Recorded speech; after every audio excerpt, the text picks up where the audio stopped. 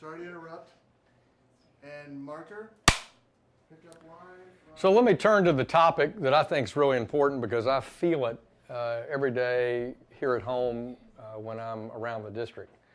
And that is the concern parents have about the safety of our kids as it relates to drugs.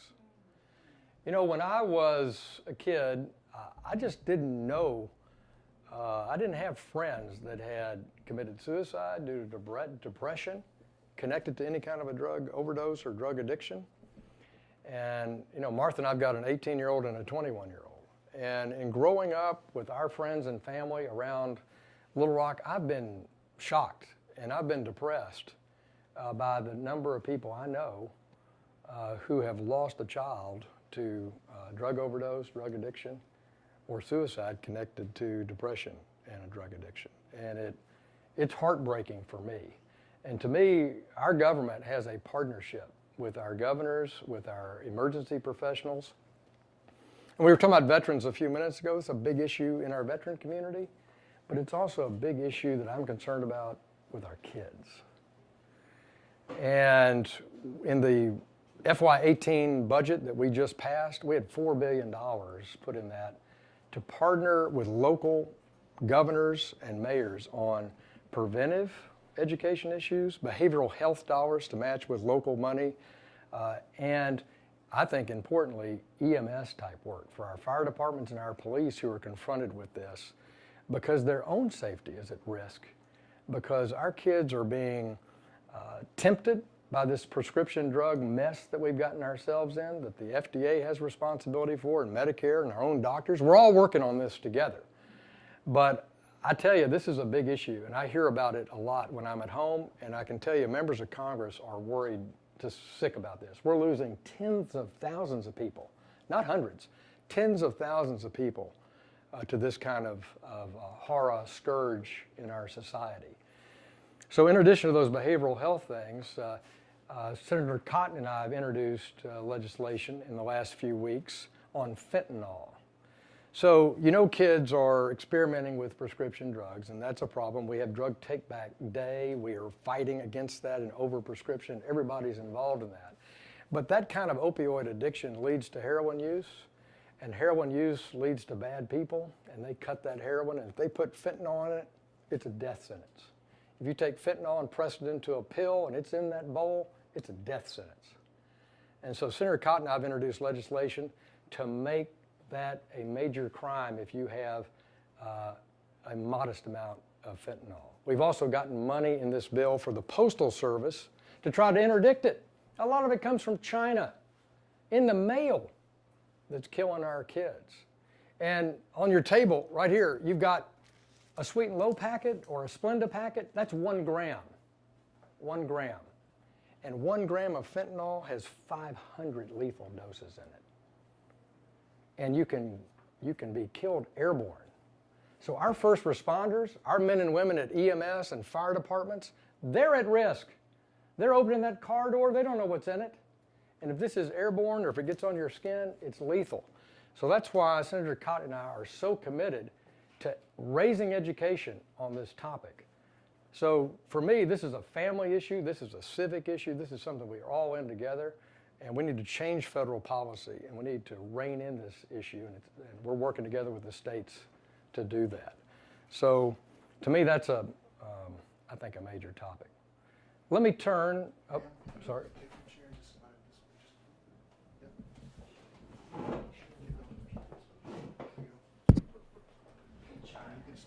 Yeah. So you've got your question, you've got your infrastructure. I'm going to do foreign policy, and we're going to do questions. Okay.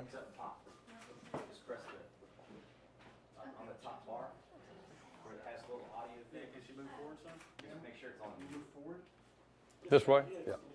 I know it may feel weird, but it looks great on camera. Well, Kelly looks great wherever she is. Kelly doesn't need you. We don't need any gratuitous comments from you, pal. We know she looks great. So still rolling? Yep. Yes, still rolling. Okay, go ahead. So let me talk a little bit about the foreign policy situation. President Trump came into office, we had a demoralized military. And he's worked hard his first few months in office to get our military back on a funding situation. In fact, in this FY18 budget, and this is amazing to, I think, a lot of people, it's the first pay raise for our men and women in uniform in 8 years. And still, after a decade, we're still spending less than we did in 2010 on our military. I just think that's counterintuitive to a lot of people, but it's true. But they now have the resources they need to protect our homeland and protect our important vital interests around the world. And I feel much, much better about the leadership that we have, and General Mattis is doing a great job. But President Trump came into office, and with Congress, we've dealt with this for almost the entire Obama administration term. We want to end ISIS's hold across the Middle East, and that's gotten done. We've defeated ISIS in the Middle East. They are on the run, and that's due to the capability of our military, President Trump's leadership, and our working with our allies in the region. When you think about the people who have sacrificed in the Middle East over the last decade, to leave that undone was wrong. That's a big victory. Secondly, President Trump asked to work with the Congress to make sure that we encouraged our European allies in the NATO arrangement, that the countries in Europe pay more for the defense of Europe, and they are doing that. And we're seeing leadership across the EU now in raising their contribution to the support of the North Atlantic defense in Europe. And this is important, particularly with Russia as active as a bad actor as they are. It's unbelievable how mischievous Putin and his thugs have been across Europe in stirring unrest and aiding the butcher Assad down in Syria.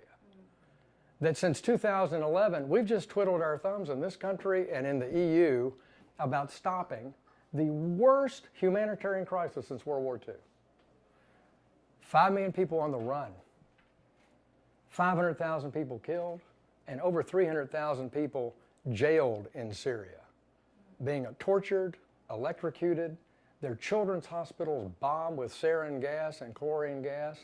And so I want to credit General Mattis, the Trump administration, for working with France and with Great Britain on stopping this chemical weapon manufacturing and use in Syria. And that's all about the leadership we have in this administration. We got none of that in the previous administration.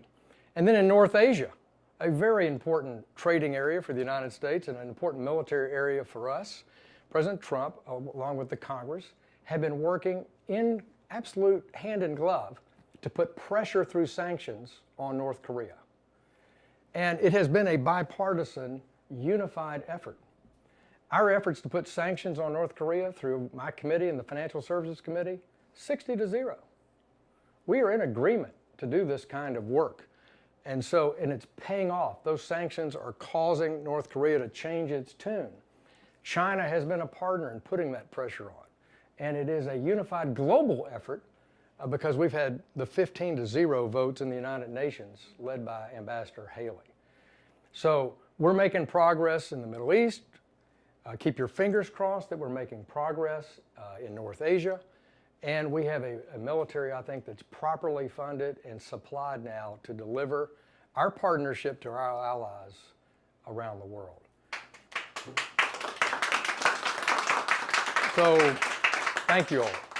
I want to thank you for being out today to talk about the principal issues. I love the work I'm doing at home. I love helping Little Rock Air Force Base. I love helping our veterans. I love helping our mayors get their projects done when they need help on a highway issue. I love helping the Little Rock Port out here get the VOR cone moved by the FAA, which I've gotten help from the Congress on. So that kind of brings me a lot of joy in my public service commitment. And it's an honor to serve and represent you, and I'd just be happy to take questions. Okay, we're going to go ahead and cut first. Yep.